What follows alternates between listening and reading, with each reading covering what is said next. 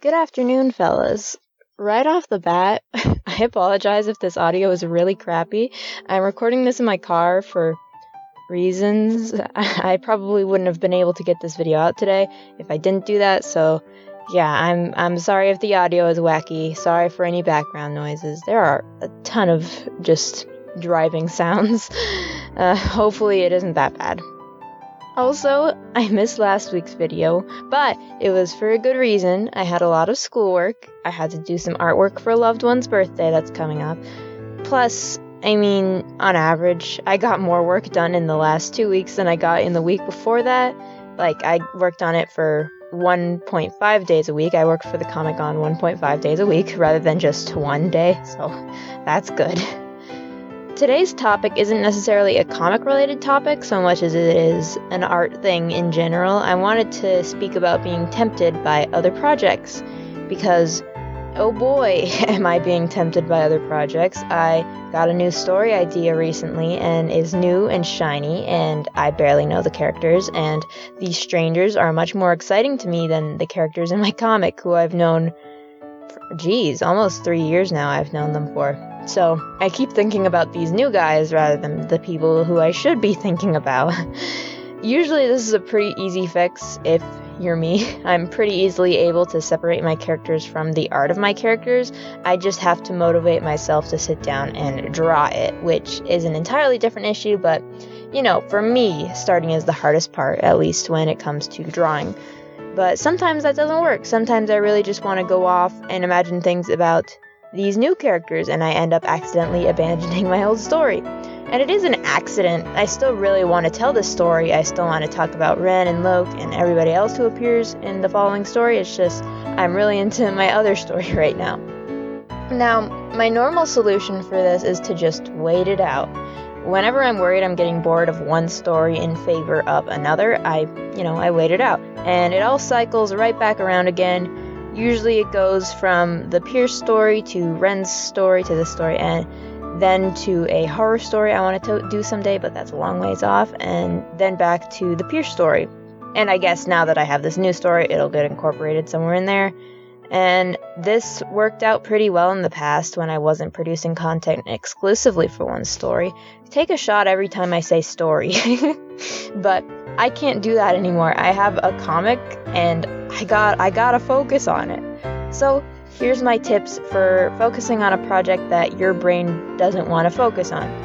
I'm putting these tips in order from my least used tips to my most used tips, so here we go. It feels wrong to put this tip in because it sucks, but if you have really good executive function, maybe you can pull it off. Just buckle up and do it is some advice that people give a lot, but some of us can't do something if they aren't actively interested or excited about it. So the remaining tips are stuff I actually use to get myself interested and excited about my projects.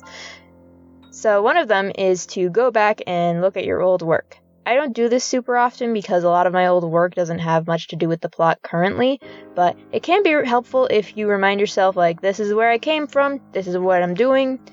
Or, even if you forget about, a concept you really liked, going back and reminding yourself of it can make you go, yeah, I want to implement this into my story, actually, and make you work more on that concept for the project, kind of like tricking yourself into working on your project, I guess.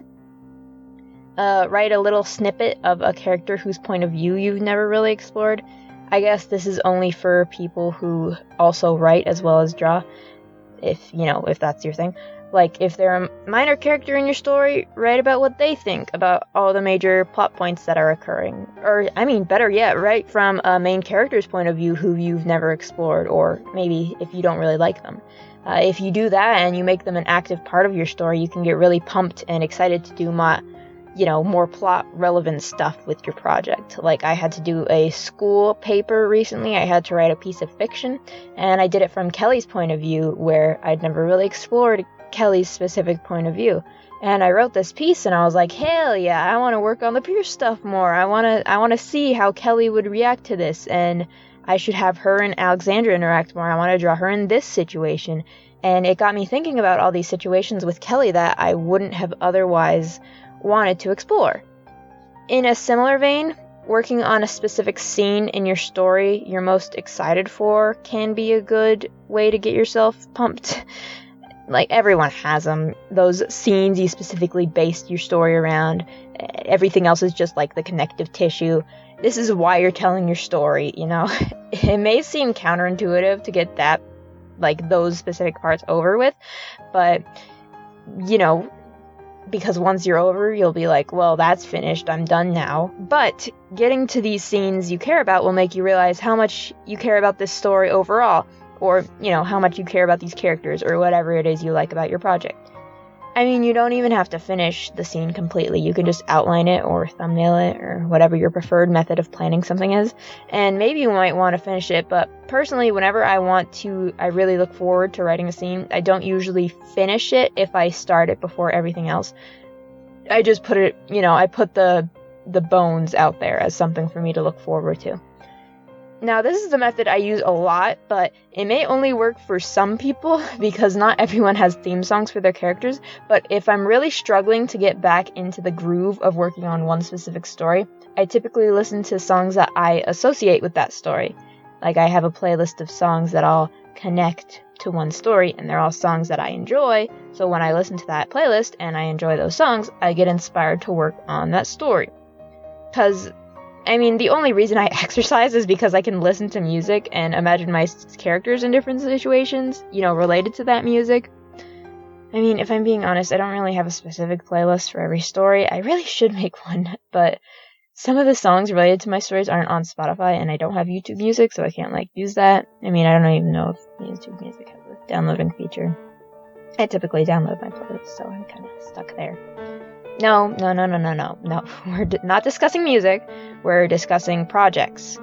So, my last tip is just try to think about your characters, or a specific scene, or whatever you want, so long as it takes place within the realm of your project. Now, this isn't just saying, like, oh, get it done, because it is very difficult to think about something if you don't want to think about it. That's what the first tip was related to, at least for me. But don't think about the events that take place within your story. Don't think about the main events. Don't think about the scenes you want to get to. Think about the events that take place around your story. Think more deeply about what caused your main character to act the way they do, or why their best friend has that mysterious scar. You probably figured all that stuff out already, but think about it more. Like, delve deeper into your main character's parents, maybe. What's the story behind, that guy's favorite band? Has she had any romantic endeavors before? There's a reason the Pierce story for me is something I've stuck with for a while. There's always something more to explore there, and that's even taken away, the world building aspect. Speaking of world building, the last method the one I just spoke about, is the one I use most, but similar to world building, you can get caught up in the little details, and you can continue to ignore your project in favor of working on something that might be more fun. Like, does this side character really need all this backstory and emotional baggage, and, like, this relationship tree I created that explains exactly how they see each and every one of their friends? No, they very likely don't. I'm just avoiding my story at that point. So you gotta find a good balance between thinking about different parts of your projects to get yourself motivated for the main parts, and thinking about different parts of your project because you're scared of doing the main parts. Speaking of world building a little more, world building is extremely fun, and if you work on it in very small doses, it can help you to get motivated for your project. I would not recommend world building unless you are not doing it in the interest of your project, unless you're doing it just exclusively for fun. Because if you world build, your brain tricks itself into thinking that you're being productive, when actually you're not. I mean, you are being productive, but you're not working on, the story. A world is nothing without a good story to take place in. That's up for debate, but really, I mean, I like my characters more than my world. I like thinking about them a lot more than my world. So, and they're the ones who I want to tell the story for. So world building really does nothing for me other than give them a little bit more of a reason to act the way that they do, but it's not perfectly necessary.